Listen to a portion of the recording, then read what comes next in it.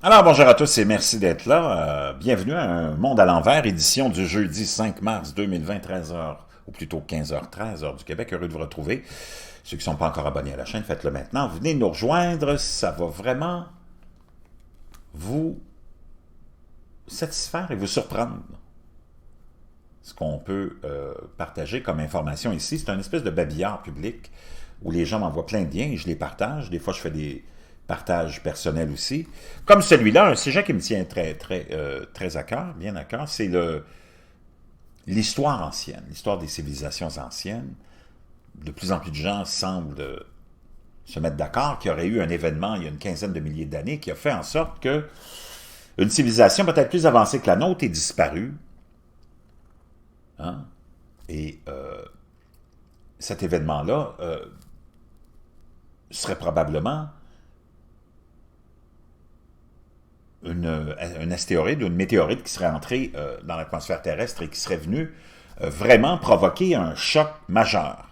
Ce qu'on appelle le jeune Dryas, le Young Dryas, un événement où subitement les températures aussi auraient refroidi de façon vraiment significative pendant une période de 1000 ans.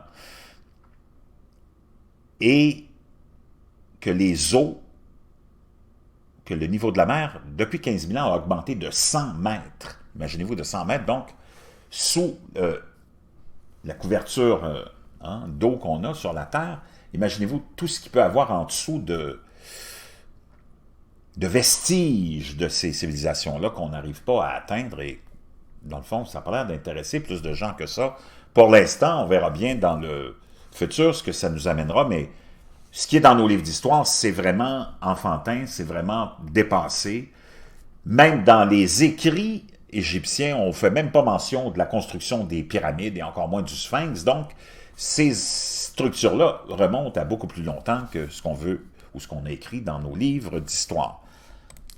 Et il y a plusieurs mégastructures qui, si on regarde la Terre, si on la faisait s'aplatir, on pourrait constater que beaucoup de ces mégastructures, que ce soit ces grandes pierres, ces grands murs de pierre, ces pyramides, ces temples qu'on voit à des milliers de kilomètres les uns des autres, sont sur une ligne, mais vraiment, c'est sur une ligne vraiment, c'est linéaire et c'est vraiment à se demander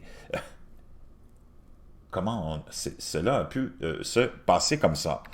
Incroyable, comment se fait-il que deux communautés indépendantes, par exemple, aient construit des temples similaires des deux côtés de l'océan Pacifique sans se connaître? C'est presque trop étonnant pour être vrai. Des communautés religieuses totalement indépendantes ont construit des temples étonnamment similaires, bien que séparés par l'océan Pacifique, qu'on soit, par exemple, ici, au Cambodge ou au Guatemala.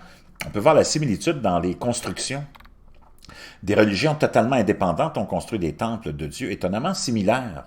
À gauche, le temple de Baksé, construit pendant l'Empire des Khmers 9 à 13 ans après Jésus-Christ, et à droite, le temple des Masques au Guatemala.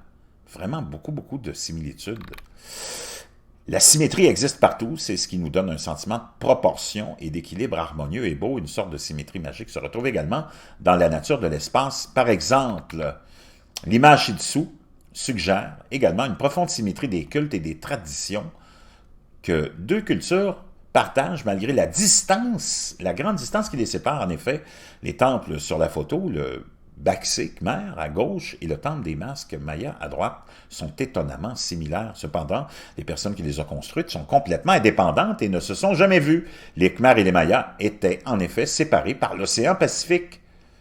Quelques similitudes, les deux pyramides ont 3 plateformes ou étapes principales.